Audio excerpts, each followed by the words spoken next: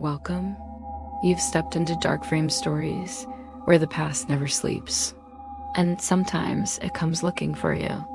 Tonight's story takes us to Ravenwell Abbey, a place of prayer, silence, and vanishings. For centuries, children have come here and never left. One name appears again and again. Always the same age, always the same crucifix. Her name is Elspeth Marlowe. Chapter 1. The Winter She Came. It was the winter of 1889 when Sister Agnes first heard the knock. 3 short taps on the heavy oak door. Not desperate, not hurried. Almost polite. Snow drifted across the cloister garden outside, piling against the abbey walls in soft white banks. The wind moved through the cracks in the ancient stone, carrying the faintest howl. Inside, the corridors were dim and cold. The lamps burned low to save oil. The fire in the main hall had died down to embers. Most of the children were asleep. The chapel bell had rung hours ago. The knock came again. Agnes hesitated. It was not uncommon for a wanderer to arrive at the abbey, but never at this hour, not in the depths of winter. The roads were treacherous, the moors silent under heavy snow. Only desperation would bring someone here now. She pulled her shawl tighter, lifted the lantern from its hook, and began the long walk to the door. Her footsteps echoed against the stone. The silence of the abbey at night was unlike any other silence, thick, almost alive, as though the walls themselves were holding their breath. When she reached the door, she paused again. Her fingers brushed the cold iron latch. She listened, nothing. Only the whisper of wind through the courtyard arch. Still she unlatched it. The hinges groaned as the heavy door swung inward. At first, she saw no one. Then her gaze dropped to the stone step. A little girl stood there. She was no taller than Agnes's waist, her dark hair tangled and wet from the snow. She wore no coat, only a thin dress, far too light for winter. Her bare feet stood directly on the icy stone. She clutched a small wooden crucifix in both hands. Its edges were blackened, as though it had been scorched by flame. Her eyes, pale gray, met Agnes's and did not blink. Agnes felt a ripple of unease. Child, where is your family? The girl said nothing. Instead, she extended one small hand, palm upward. Resting, there was a folded scrap of paper. Agnes took it and unfolded it. The handwriting inside was neat, deliberate. Elspeth Marlowe, no address. No note of explanation. The snow was already thickening on the girl's shoulders. Agnes stepped aside. Come in, child. Quickly now. Elspeth moved without a word. Her small feet left no wet prints on the stone floor. Agnes noticed but said nothing. She led her through the main hall, past the worn benches and the great crucifix hanging above the altar. The air smelled faintly of wax and damp stone. 2 other sisters, roused by the sound of the door, emerged from the side corridor. Sister Catherine, round-faced and kind, glanced from Agnes to the girl. Another stray? Agnes nodded. No family with her, no speech as yet. The other sister, Sister Margaret, frowned. In this weather? She's lucky she didn't freeze to death. Agnes thought of the girl's bare feet and pale skin. Yes, lucky. They took her to the girls' dormitory. The other children, huddled under blankets, peeked curiously over the tops of their quilts. Agnes settled Elspeth into an empty bed in the far corner. A blanket was drawn over her, and a hot brick wrapped in cloth was placed at her feet. But the child did not shiver. She simply sat upright, the crucifix resting in her lap, and stared into the dark. That night, long after the others had fallen asleep, Agnes returned on her rounds. She paused at the doorway. Elspeth still sat as before, upright, eyes open, staring straight ahead. Agnes stepped closer. The candle on the small bedside table flickered. The flame danced wildly, then went out. The next morning, small oddities began. The great chapel doors, which had been bolted shut after evening prayers, stood wide open, snow drifting across the flagstones. A hymn book tumbled from the highest shelf in the library, though no one was nearby. And at exactly midnight, the chapel bell tolled once. The sisters muttered about drafts and coincidences, but Agnes noticed the pattern. Each time something strange happened, Elspeth was near. The children grew wary. Thomas, a boy of 9, was the only one bold enough to tease her. One afternoon, he snatched the crucifix from her hands and dangled it above her head. "What's this then? A magic stick?" He laughed. Elspeth said nothing. She only looked at him, her eyes calm, unblinking. The next morning, Thomas was found at the bottom of the east stairwell with a broken arm. He swore someone had pushed him, but no one had been there. Agnes tried to dismiss it. Children fall, doors blow open, books fall from shelves. But deep down she knew this was no ordinary child. And something, whether it was Elspeth herself or something that clung to her, had entered Ravenwell Abbey that night. Chapter 2. The Crypt Candle. The Abbey was always cold in winter, but in the days after Elspeth's arrival, it felt colder still. Not the ordinary kind of cold that crept through cracks in the stone. This was a cold that clung to you. It seeped under your skin. Sister Agnes noticed it most at night. Now, she found herself pausing in corridors she had walked 1,000 times before. The air seemed to hold its breath. Every shadow felt deeper. Every creak of wood sounded like a footstep behind her, and always that sense of being watched. The midnight sound. It was a week after Elspeth's arrival when Agnes heard the sound for the first time. She had just finished checking the east wing and was returning toward the chapel when she heard it. Soft, deliberate footsteps, not the hurried scamper of a child, not the heavy tread of one of the sisters. These were slow, almost as if whoever walked was counting each step. They came from the direction of the crypt. The crypt was not a place the sisters visited often. It lay beneath the chapel, reached by a narrow spiral stair. The door was always kept locked, partly for safety, partly because no one needed to go there anymore. It had once been used for burials. Centuries ago, before the Abbey's grounds had been expanded, the dead of the order had been laid to rest there in stone vaults. When the practice ended, the place was sealed. Now, only the oldest of the sisters even remembered the names carved into those crumbling tombs. Agnes hesitated at the top of the stair. She told herself the sound might be an echo, perhaps from the courtyard, perhaps from her own steps. But the footsteps continued, one after another, steady as a metronome. She found herself moving toward them. The open gate. The stairwell was narrow, the stone worn smooth by centuries of use. Agnes held her lantern high, casting long shadows down the steps. Halfway down, she froze. The crypt door, a heavy iron-bound gate, stood wide open. It should not have been possible. The key was kept in the vestry, and only the abbess herself used it. Agnes descended the last steps slowly, her heart quickening. The air in the crypt was different, colder, yes, but also stiller, as though time itself had stopped. The faint scent of old earth hung in the air. Her lantern threw long shapes across the stone walls, alcoves where the dead had once been laid. And there, at the far end, a flicker of light. It was a candle. A single thin taper, placed before one of the oldest tombs. The flame trembled, casting the carved name into sharp relief. Marlowe Annes's breath caught. Kneeling before the candle was Elspeth. She did not turn at Agnes's approach. She sat with her crucifix pressed to her chest, head bowed, whispering words too low to hear. Agnes knelt beside her. "Elspeth, what are you doing here?" "You shouldn't." The girl turned her head, her eyes. They were not the soft gray Agnes had seen before. Now they looked almost silver, catching the lantern light in a way that seemed unnatural. "Elspeth, answer me. How did you open the gate?" The girl lowered her head again and resumed whispering. Agnes leaned closer, straining to hear. The words were not English, nor Latin. They were something older. Elspeth.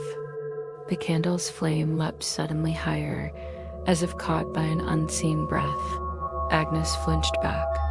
The lantern in her hand guttered. For a heartbeat, she thought she saw movement on the stone wall, a shadow shifting in a way that did not match her own. Elspeth, we must go. Slowly, the girl stood. She lifted the crucifix and kissed its scorched edge.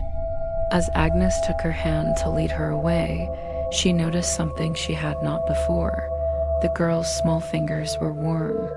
Not the warmth of life, but a heat that felt wrong.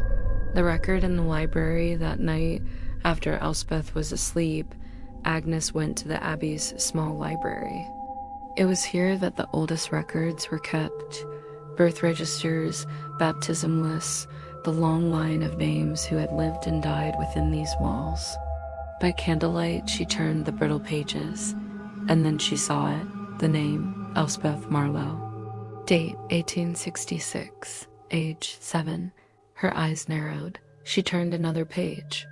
Date, 1804, age 7. Another, 1742, age 7. Every entry was the same, separated by decades, even centuries, and each time, the child had come in winter. The fear among the sisters the next day, Agnes tried to share what she had found. Sister Margaret dismissed it as coincidence. Names repeat Agnes, families pass them down, but Catherine's face had gone pale. Not here they don't, she whispered. This is an orphanage, not a village. We don't have family lines here. And then she said something Agnes never forgot. My grandmother told me stories about this place. She said the abbey was built over older ground, pagan ground, and the well in the cloister. It's been boarded for as long as anyone remembers. Agnes glanced toward the window. Beyond it, the cloister garden lay in stillness, and in its center, the boarded well. Elspeth was standing beside it, crucifix in hand, staring down through the cracks in the wood. Chapter 3. The Well That Breathes. The cloister garden had always been quiet. In winter, it was almost beautiful. Snow gathered in perfect drifts between the stone arches, the air sharp and still. The sisters would sometimes cross it on their way to the chapel, boots crunching on the frost, breath curling like smoke. But in recent days, the garden felt different. The stillness was heavier, the air thicker, and the boarded well in its center seemed somehow to draw the eye. The watching child, Agnes, had first noticed Elspeth near the well on a gray morning when the sky was low and heavy with snow. The girl stood perfectly still, crucifix in hand, staring down between the warped wooden boards. Agnes had called her name once, twice, but the child didn't turn. When Agnes stepped closer, she felt it, a faint breath rising from below, warm, almost human. She told herself it was an illusion. Perhaps the air was shifting underground, pushed by the cold. But when she leaned over to look, the boards were damp, as if something had exhaled there over and over until the frost had melted. Elspeth, she said again. The girl finally turned. Her expression was unreadable. Her gray eyes seemed deeper now, as though they had seen something Agnes cannot. Without a word, Elspeth walked past her and back toward the dormitory. The whispering well that night, Agnes dreamt of the well. She dreamt she was walking in the cloister garden under a moonless sky. The snow was gone, the grass was wet. The boards over the well were gone too. It yawned open like a black mouth. From inside, a voice called her name. It wasn't loud. It was the kind of voice you feel more than hear, vibrating in your bones. Agnes. She should have run. She should have crossed herself and turned away. But she leaned over the edge instead. Two small hands, pale, wet, and cold, reached up from the dark and touched her face. She woke gasping, her skin clammy with sweat. The story from Catherine. The next day, Sister Catherine found her in the kitchen, nursing a cup of tea she hadn't touched. "You've seen her near the well too, haven't you?" Catherine asked quietly. Agnes hesitated. "Yes, and I think it's breathing." Catherine's eyes darted to the doorway to be sure no one was listening. "My grandmother told me something about that well," she whispered. "She said it was older than the abbey, older than the village. It was a place people came to give offerings." Agnes frowned. Offerings to whom? Catherine's lips tightened. "Not to God." She leaned closer. "They say in the oldest winters, when the snow was thickest, families would bring the weakest among them to the well. A child sometimes. They'd lower them down alive, believing it would buy the rest of them another season." Agnes stared at her, horrified. Catherine nodded. "They called it the well that breathes. Because if you stood close enough, you could hear something breathing back." The night incident that night, a storm moved in. Snow fell so heavily the abbey walls seemed to vanish into white. Agnes was making her rounds when she saw a shadow cross the cloister garden. A small shadow. She hurried to the nearest window. Elspeth was there again, standing by the well, but this time, the boards had been moved aside. Agnes grabbed a lantern and her shawl and went out. The wind cut through her habit like knives, snow stinging her face. "Elspeth," she called. The girl didn't move.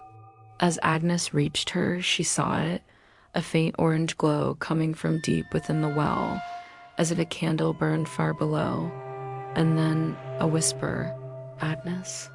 She froze. The voice was exactly the one from her dream. Calm, measured, familiar, though she could not place it. "Elspeth," she said, voice shaking, "step away from the well." The girl finally turned. Her lips parted as if to speak, and in the faint light from the lantern, Agnes saw that her breath was not misting in the cold. The thing below, a sound rose from the well. Not quite a sigh, not quite a growl. It had weight. It pressed against the air like a living thing. The candle glow flickered, then went out. The dark below seemed deeper than it should have been. Agnes pulled Elspeth back. The girl resisted for only a moment, then let herself be led toward the dormitory. When Agnes glanced back, the boards were in place again, as if they had never been moved. The growing fear. In the days that followed, Agnes began to dread the cloister garden. Even in daylight, she avoided walking past the well. But sometimes she would catch Elspeth watching her through the window. And sometimes, late at night, she would hear it, faint but undeniable, breathing. Chapter 4. The night of the cloister flames. The snowstorm that night was the worst Ravenwell Abbey had seen in decades. The wind howled across the moors, slamming against the stone walls like a living thing. Snow battered the stained glass windows of the chapel, turning the colored saints into shifting ghosts. Inside, the abbey huddled into silence. Candles burned low. The sisters spoke in murmurs, their voices quickly swallowed by the heavy air. Even the children, usually restless in winter storms, stayed quiet in their beds, as if they too could feel it, the strange heaviness that had settled over the abbey, the smell of smoke. It began just after midnight. Sister Agnes was on her rounds, moving through the eastern cloister hall with her lantern, when she smelled it. Smoke. Not the gentle, clean scent of burning wood from the hearth. This was harsher, older, like old timber smoldering from deep within the walls. She quickened her pace. The smell grew stronger as she neared the garden door. And when she saw it, a faint orange glow bleeding through the frost-blurred glass. Her first thought was that one of the sheds had caught fire. But as she stepped out into the cloister garden, she saw the truth. It wasn't the sheds, it was the well. The burning well.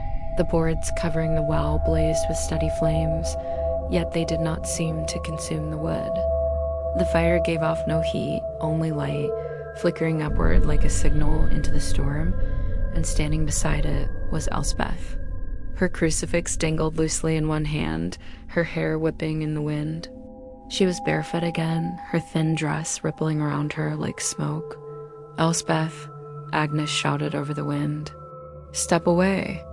The girl didn't move. The flames seemed to bend toward her, curling like the fingers of a hand. Agnes waded through the snow, lantern swinging wildly, until she was at the girl's side. She grabbed her arm and flinched. The child's skin was hot. Not the warmth of fever, but the unnatural, dry heat of something that had stood too close to fire for too long. "Elspeth, listen to me." The girl turned. Her eyes were bright, reflecting the flame. And for a heartbeat, Agnes saw another face there, faint, ghost-like, overlaying the girl's. It was older, hollow-cheeked, and it was smiling. The whisper in the flames, the fire hissed. Somewhere deep within it, a voice spoke, not from the wind, not from Elspeth. "From the well, she is mine." Anne's heart slammed against her ribs. The voice was low, resonant, and certain.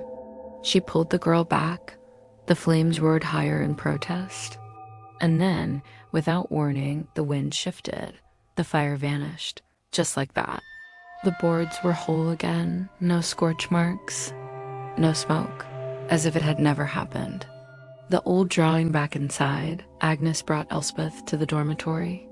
The girl lay down without a word, her crucifix clutched to her chest, eyes closed.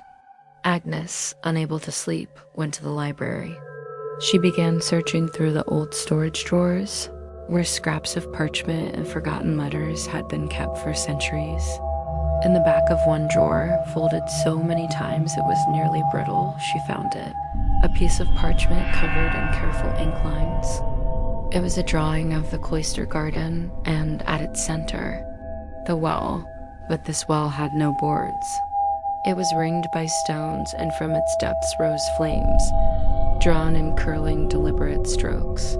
Beside the flames, a small figure stood, a child, and beneath it, a name. Elspeth, the first fire, according to the notes scrawled on the edge of the parchment. The drawing was made in 1742. The year of the first fire, the record said little else. Only that the child returned and the fire came with her. Anne's hands trembled as she refolded the drawing. That was one of the years she had seen in the record books. One of the years when Elspeth Marlowe had appeared, aged 7. The candle that wouldn't die the next night, Agnes returned to the crypt. She had to know. She had to see if the candle at the Marlowe tomb was still burning. It was, but something was different now. No matter how she cupped her hands around it, no matter how hard she blew, the flame refused to go out, and in its glow, she thought she saw movement, not in the shadows, in the stone itself. The carved letters of the Marlowe name seemed deeper somehow, like a mouth opening, the silent vow. Agnes left the crypt in silence. She didn't tell Catherine. She didn't tell the abbess, but in her heart she knew. Something had come into the abbey with Elspeth, something that had been here before and had found its way back. And if the whispers in the fire were true, it wasn't leaving without her. Chapter 5, The Child at the Window. It began with the tapping.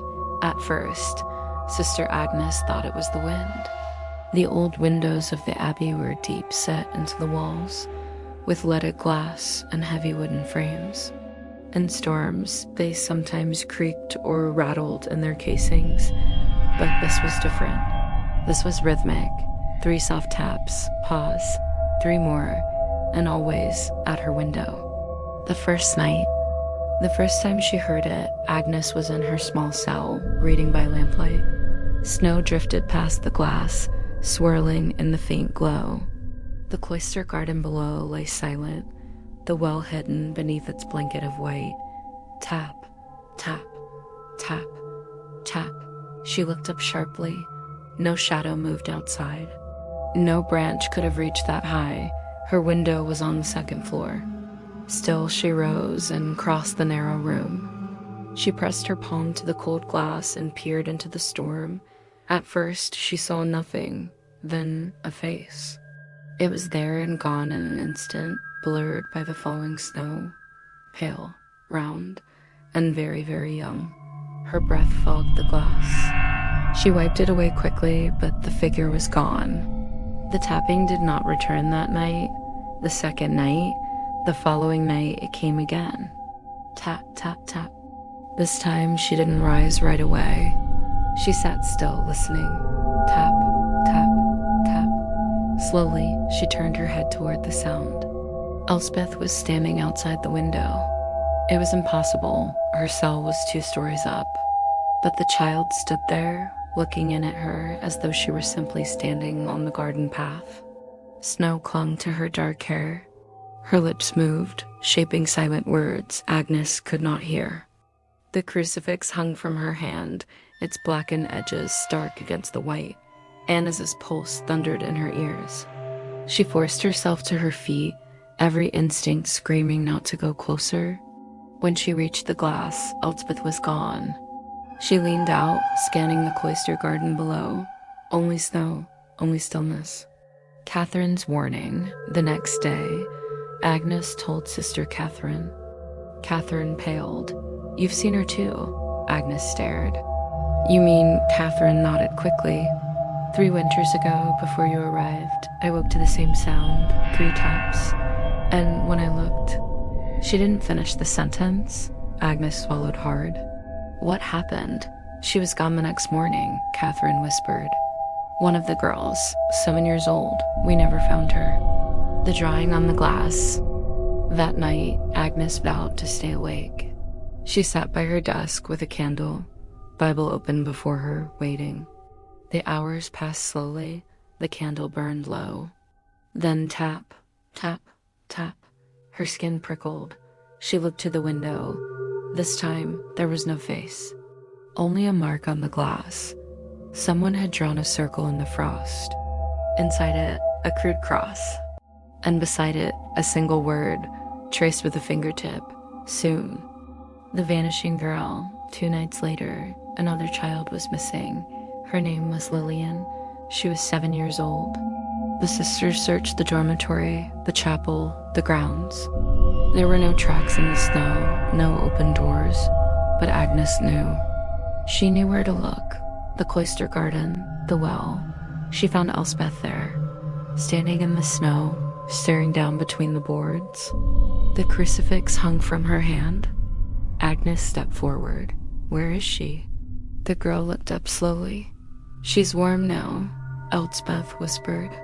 And then she smiled. Chapter 6, The Last Descent. By the morning after Lillian vanished, Ravenwell Abbey was drowning in silence.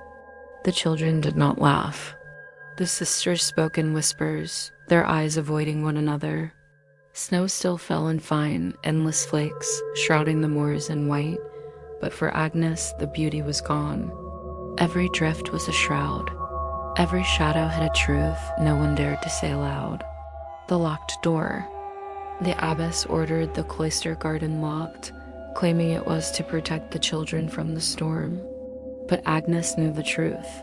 The sisters feared the well now. They kept the key in the vestry. Agnes waited until night to take it. She told herself it was not theft, it was duty. If there was even the smallest chance that Lillian still lived, she had to look. The garden at midnight. She stepped into the cloister garden under a moonless sky. Snow whispered beneath her boots. Her lantern cast a pale, trembling circle around her. The well loomed ahead. Its boards glistened with frost. Agnes set down the lantern and unlatched the first board. It lifted too easily. She removed another and another. The breath came then, warm against her face. It rose from the dark like a sigh, smelling faintly of damp earth and something sweet. Like overripe fruit left too long in the sun, Agnes gripped the rim of the well and leaned over. Far below, a faint light glimmered, orange, flickering, a candle. The descent. She should have gone for help. She should have run to the chapel and rung the bell. Instead, she tied the lantern strap around her wrist and swung her legs over the edge. The stone was slick with condensation. Her boots found the first foothold, then the next. The air grew warmer as she descended. Her breath no longer misted in the glow of the lantern. The light below brightened. She could see the bottom now, damp stone, glistening like glass. And the candle. It stood beside it, a small wooden crucifix, blackened at the edges. Elspeth's crucifix. The chamber, the well opened into a low, circular chamber. The walls were carved with shapes Agnes didn't recognize. Spirals, sunbursts, and strange knotted figures. Water dripped steadily from above, pooling in shallow depressions. And there, against the far wall, sat Elspeth. She looked up as Agnes stepped down from the last foothold. "You came," the girl said softly. The truth in her voice, the voice was still a child's, but older somehow, ancient. "You keep coming," Elspeth continued. "Every time you think you can stop it. But you never do." Agnes's hands tightened on the crucifix at her own neck. "What is this place?" "A mouth," the girl said simply. "And I am its tongue." The offer Elspeth rose slowly. In the candlelight, her shadow stretched unnaturally along the wall. "She is here, you know. The one you seek." Her head tilted. "She is warm now. She sleeps without dreams." Agnes' chest tightened. "Take me to her." The girl's pale lips curled. "I can, but you will take her place." The sound from the dark, from the black water at the center of the chamber, came movement. Not a ripple, not a splash, a shifting. Something was rising. The breath Agnes had felt at the surface now came in steady waves, as though the well itself were alive. The smell grew stronger, sweet, cooling, and beneath it, the copper tang of blood. The choice Elspeth stepped closer. Her silver-gray eyes reflected the candlelight like a cat's. "You cannot take us both," she said. "One goes free, one stays." Agnes's hands shook. She thought of Lillian, small, bright-eyed, laughing in the courtyard. She thought of the other names in the record books. Elspeth Marlowe. 7 years old, over and over again. The bargain, "I'll stay," Agnes whispered. The girl smiled then, truly smiled. And for an instant, Agnes thought she saw every face Elspeth had ever worn. Children, women, all the same eyes. The candle guttered. The exchange from the dark water, a small figure emerged, dripping, shivering, eyes wide with confusion. Lillian. The girl ran to Agnes, clinging to her habit. "Go," Agnes told her, pushing her toward the rope ladder she hadn't seen before. "Climb, don't stop." Lillian hesitated, tears freezing on her cheeks. "But go." The last look, Agnes turned back to Elspeth. The girl was watching her with something like sorrow. "It won't be long," she said softly. "They will forget you, but I will remember." The candle went out. The silence above, when the sisters found the cloister garden in the morning, the boards were in place over the well. Lillian lay sleeping in the dormitory, her small crucifix clutched in one hand.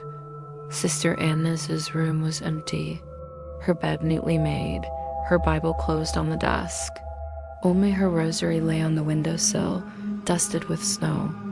"You're part of this now. You're subscribed, whether you meant to be or not."